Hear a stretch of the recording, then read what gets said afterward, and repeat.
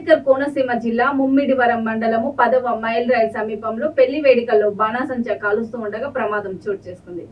పెళ్లి వేడుక జరిగే ప్రాంతంలో తారాజువ్వలు చెట్టుపైకి వెళ్లడంతో చెట్టు అంటుకొని నిప్పు రవ్వలు పెళ్లి వేడుక ప్రాంతంలో పడ్డాయి. దీంతో పెళ్లి బృందం సభ్యులు భయాందోళనకు గురయ్యారు. అయితే స్థానికుల సహాయంతో చెట్టుపై నిప్పు రవ్వలను ఆర్పివేయడంతో అంతా ఊపిరి పీల్చుకున్నారు. పీస్ అంటే పోతే ఏమడదు.